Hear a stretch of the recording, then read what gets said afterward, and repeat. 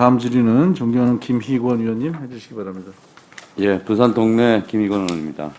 금융위원장님, 예, 지난 9월 3일 대통령 주재 제1차 한국판 뉴딜 전략회의 이후에 브리핑에서 정책형 뉴딜 펀드에 대한 질문에 원금 보장은 명시하지는 않지만 사후적으로 원금이 충분히 보장될 수 있는 성격이라고 평가하신 바 있죠. 예, 당시 홍남기 부총리와 함께 진행한 브리핑에서 예를 들어서 설명하시면서 결국 투자자들은 원금 전액을 돌려받는 거라고 알기 쉽게 예를 들어가면 또 한 번 원금 보장을 강조하셨습니다.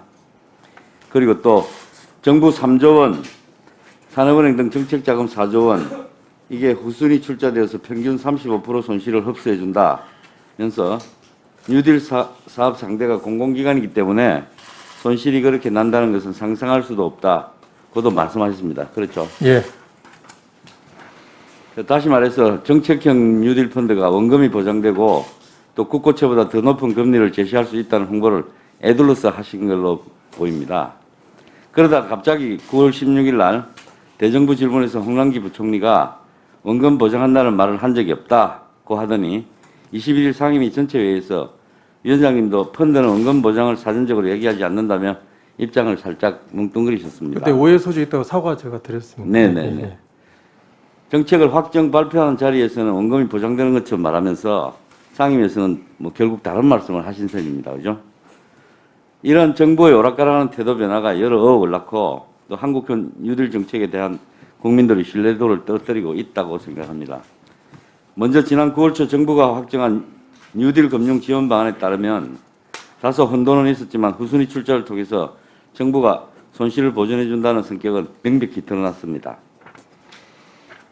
이날 전략회의 발표에서도 후순위 출자 등을 통해 투자 위험을 일부 우선 부담해 주는 것이 정책의 핵심이라고도 말씀하셨고요. 그렇죠? 예, 그런데 이 말씀이 말이죠. 자본시장법 55조를 보면은 투자자가 입을 손실의 전부 또는 일부를 보전하여 줄 것을 사전에 약속해서는 안 되도록 엄격히 규정하고 있습니다. 결국 정부가 앞장서서 법을 위반하면서 자본시장의 공정성과 신뢰성을 떨어뜨리고 있는 겁니다. 언론들도 금융당국 이런 점 때문에 계속 원금 보장에 대해서 말바꾸기를 한다는 의혹을 제기하고 있고 제 생각도 이것은 명백히 자본시장법 위반이라고 봅니다. 금융위원장님 어떻게 생각하십니까? 예, 그때 제가 상임위 때도 말씀을 드렸습니다만은 명백하게 원금 보장 얘기는 안 했지만 원금 보장으로 이렇게 인식되게 발언한 거에 대해서는 오해 소지가 있고 그거는 제가 잘못했다고 여기서 말씀을 드렸고요. 지금도 같은 생각입니다. 예.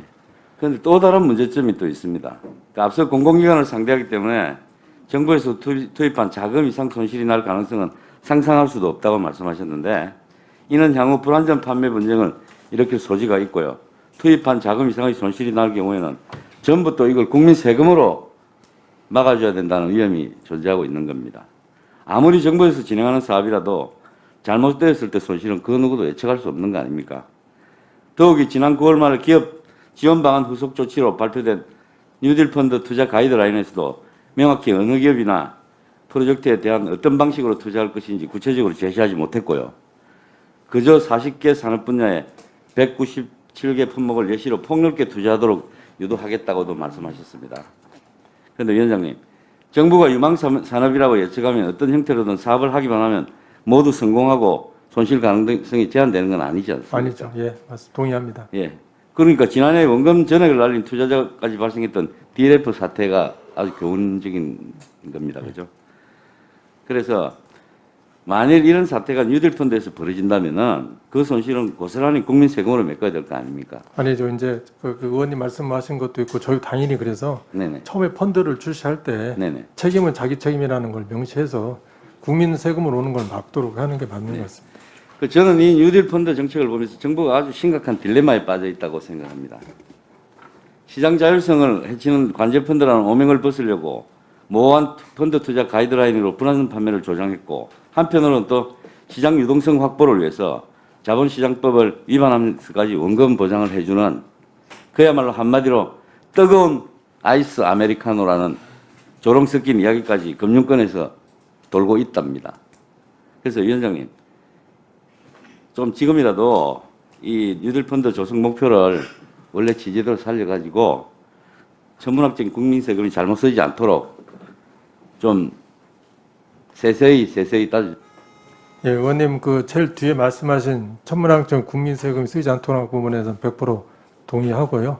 중간에 설명 과정에서 조금 오해했던 부분은 제가 말씀드렸고 실제로 펀드를 출시할 때 우리가 지원해 주는 부분이 얼마고 책임은 다 투자자 책임이라는 걸 명확히 하고 설명도 계속 해가지고 이 책임의 잘못이 국민들 세금으로 가는 일은 없도록 이렇게 하겠습니다. 명심하겠습니다.